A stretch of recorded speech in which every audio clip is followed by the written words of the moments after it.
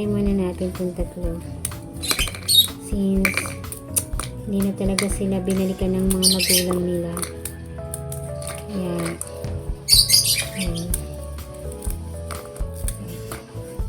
masyado marami nito. Mamaya naman. Masyado marami. So, yan. Ito, guys. Isayin natin ng tubig. First time ko magpakain ng ibon na ganyan. Usually, at first time ko rin mag-try nito. Nag-try ako ng yung chicken, yung pagkain ng manok. Kaya lang, hindi natutunaw eh. May something namin. Sana ito.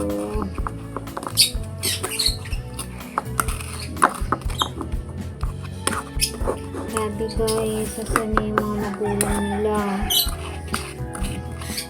Pag nangyari, sasama ko sila sa Leyte.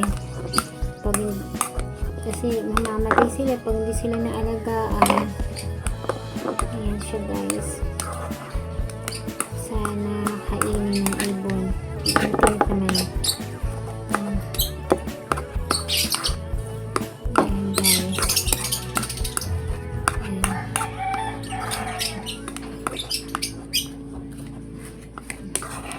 Marami na to para sa kanilang dalawa. Sana hindi sila mamatay guys. Bibig na mainit. Guys, hindi sila mamatay. I will try my best na ma-rescue sila. Lambot naman.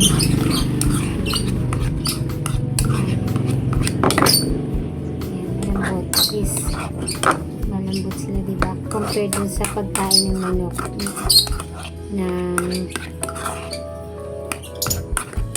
malambot ako sa doon sa isa. Ayan guys. Try na natin guys. So, babay muna. Guys, dito ko siya ilalagay.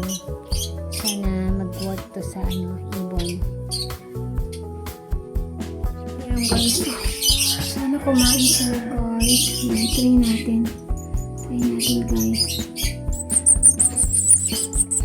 Ayan guys. Makain guys.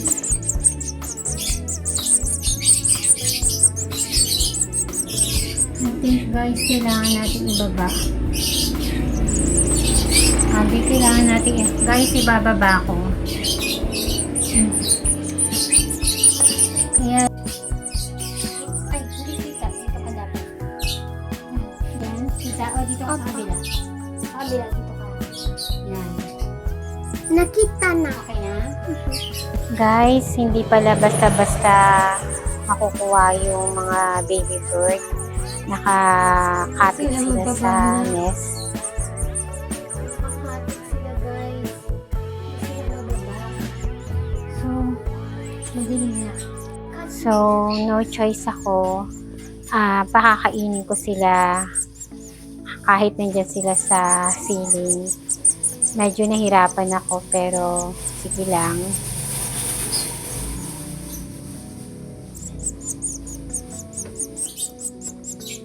Nakakapit pala sila guys. Hindi pala sila basta-basta mahulog. Isa pa. Okay. Okay na.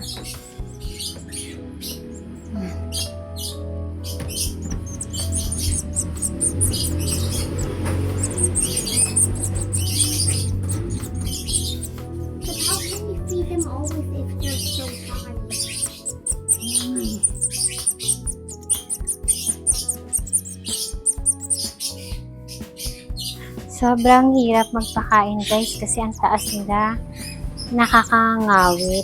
As in, nangawit ang mga kamay ko dito. Tapos hawak ko pa yung camera or yung cellphone pala.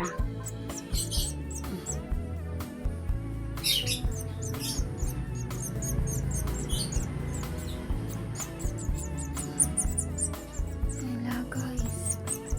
Ang gagawin natin. Hindi pa rin umuwi ang mga magulang nila.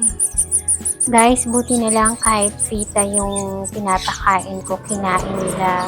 Siguro kasi gutom na gutom sila dahil hindi pa nga umuwi yung magulang nila mula kahapon ng For hapon. watching, subscribe and like. Bye!